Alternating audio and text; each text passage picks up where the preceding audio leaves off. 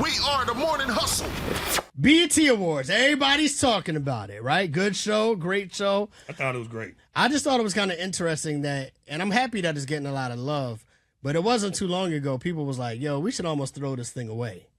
Do you remember, like, it was, I don't know, 4, maybe 5 years ago, people were like, yo, the show was getting bad. Remember they moved it to Vegas? Ooh. Or was that the BET Hip Hop Awards? Shoot, I think that was That might have been the Hip Hop Award. Hip Hop Award. That might have been the Hip Hop Award. Was that the Hip Hop Award? Don't they like rotate them though? I thought the Hip Hop Awards like moved.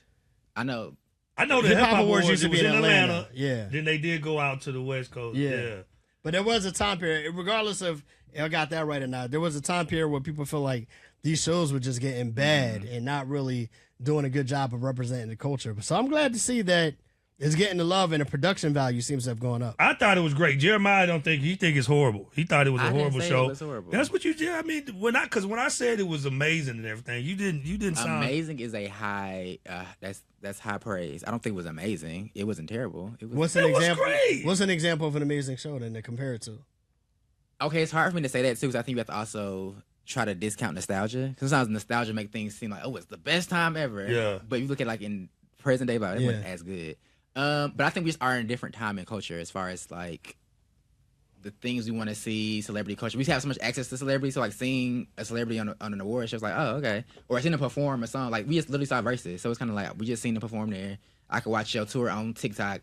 I don't have like a yearning to see you perform a song in the same way that you would have had in like the 2000s or the 90s. So I hear you. I just don't think that takes away from performance, stage value, right? Like you may have seen that person on TikTok, but this show could still be dope. The production was dope. The production of the show could still be fire. You know what I mean? Dope is a hard. Okay, so like, no shit. Like we had T.I. for Birthday Bash. Yeah, we were there in person. Loved the performance. Great. Shout out to T.I. Tip. Loved the album or liked the album.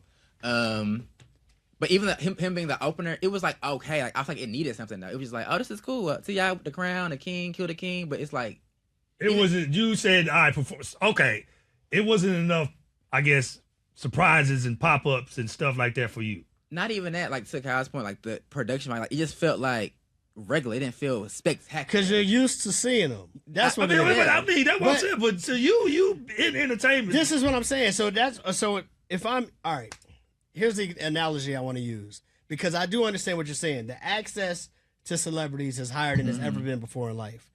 That doesn't change whether or not something is good, right? I agree. If I have the best burger I've ever had in my life, but then I have it every day, it doesn't devalue the burger. It just means that I'm desensitized to the burger. But I put it this way, like for instance, I didn't love Cardi B's performance, but I didn't either. But I saw Cardi B's like tour pieces. I didn't go to the tour, but I saw them on the internet. I thought it was great. I'm like, this looks great. I want to go to the tour. Yeah. But when I saw like the BET performance, like this is fine. But had I probably not seen the other performances from the tour, I'd probably been like, oh, this is great. This is amazing. This is the first BET Awards I watched all the way through. I was actually excited to watch it. Like, you know, for some reason the other years I just wasn't excited. Like I was like, oh man, I'm excited. Maybe because it was a new host. Maybe because it was the Drewski thing. I think it's the Drewski thing because you and Drewski have history. But I don't think it's only that too. I mean, you think about BET Awards, they rotate for a minute. They was rotating the same host. Right. Yeah. It was like the same host. Kevin Hart hosted by about 30 times. Right. Monique was hosting a couple.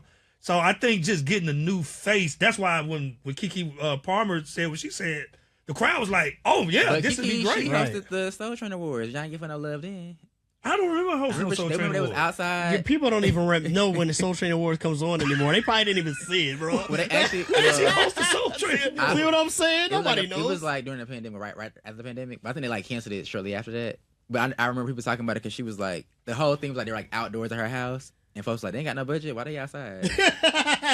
No, the pandemic period was weird because they were trying to do these shows without a big show. You remember it was kind of like I think Amanda it was like Seales did sound it. stages and all that. Oh yeah, there was Amanda Seales. The virtual awards. I forgot Exactly. about the virtual awards. Now that I don't know why they did the virtual awards. I feel like that Because they already had planned for something. I have to say, man, I feel like this may have put award shows back on the map. But last year was good though. I can't remember anything from last Me year. either. What happened last year? I don't know, but I That's remember. what I'm saying. I remember us saying good, but next year we're not going to remember this one. I probably will One, because the Lauryn Hill, that tribute was amazing. Wait, last year, was that the Usher tribute last year?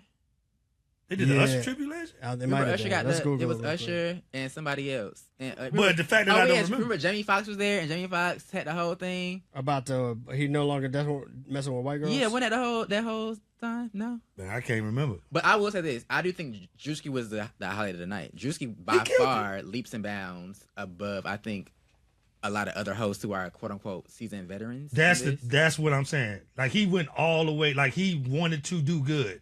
He wanted to show out. He wanted to prove something. And I think we need to get back to people that's trying to prove something to host these events. I think the best hosts are people who are like, hosting is a skill. That is a skill, a talent. But you have to be more than that. I think people who are performers, who have other skills. I think he was able to bring his sketch comedy to life in a real way. So it's like watching a variety show in a way. He didn't just like rely on like, okay, here's the next person. Yeah. And it didn't seem corny. I think the hosts are important, but I think also a lot of times people put too much on the host. Like, you can have a terrible host. Maybe not. You can have a mediocre host. Right. And the show be great based on the artists that are performing. Or you can have an amazing host, and if the performances on stage are trash, well, then your show was still trash, even with a great host. So did you feel like any performers stood out last night that were like... So for me, I didn't get a chance to watch it all the way through because I was driving last night. So I've watched clips. Okay. I watched internet clips, YouTube, and all that. Honestly. But what I did watch, I really did like Kalani's performance. Okay. I thought Kalani was dope. I thought Kalani was dope, and she's probably the only one I saw all the way through. I saw some of the tributes to Lauryn Hill. I think all the tribute, the D'Angelo tribute, I enjoyed. Yeah. And oh wow! You didn't like the D'Angelo tribute? You didn't like the D'Angelo tribute? I like the concept they were trying to go for. It felt like chaotic and unrehearsed, but I thought they were trying to go for like a jam session. Session. It was like, did y'all maybe because we wasn't session? there in the building. Well, no, that's the case. Award shows are made for the television audience. That's right. It's not made for the people. That's true. He's got a point there. So if I'm not enjoying it at home, we got a problem. I'm for real. I think some of the song selections for D'Angelo. Yes. What were they hit? What songs did they do? None of the hits. They didn't do Brown Sugar. How you don't do Brown Sugar? I don't think they did Brown Sugar. Did they do Brown Sugar? How you don't do Brown Sugar? No, they didn't do How Does It... Well, he kind of did How Does It Feel, because they had him play like a... Brown Sugar, How Does It Feel, Cruising. They did do How Does It Feel. I think, remember they had the pre-roll of him performing live. What's he doing How Does It Feel? I can't remember. Boy, they still should have had somebody doing it live. Did they do Cruising? No. Nope. They didn't do Cruising? No. Baby. They did a lot of stuff from his his newest album. The Black Messiah. I like that album too. Yeah, they did. But I don't know if that album has the classics that the masses. They don't. Yeah. No. I like the way we're Cruising, because Cruising is technically a Smokey Robinson song. So I was like, maybe that's why I didn't do that one. It's like a cover. Yeah, of a song. but he killed D'Angelo. Killed that. He did. I was just giving him a pass. I was like, maybe that's why. Yeah. Well, I mean, either way, it was a good show. I think. Yeah, I thought it was dope. From what I watched online, I didn't sit through it all 3 hours, but I did watch a bunch of stuff online. It looked pretty good. The last thing I will say though, I do like the integration of like diversity of acts. Like they had Ray, who was like a pop star from the UK, to represent like black pop stars. I thought that was interesting, even though she didn't sing a song I thought was like a hit song for her discography, but she sounded good. Is that the light skin? Yeah. Got the unique jazz voice? Yeah. So she sounded good. She also did the D'Angelo tribute. Yeah. So I thought she was fun, but I would love to see I didn't more. hear her first perform, but somebody said she didn't sound good or something. Oh, I didn't see that when she didn't sound good. When she was singing to me and she sounded fine. I don't know. But I also think we need to. It was missing something. I think I needed more.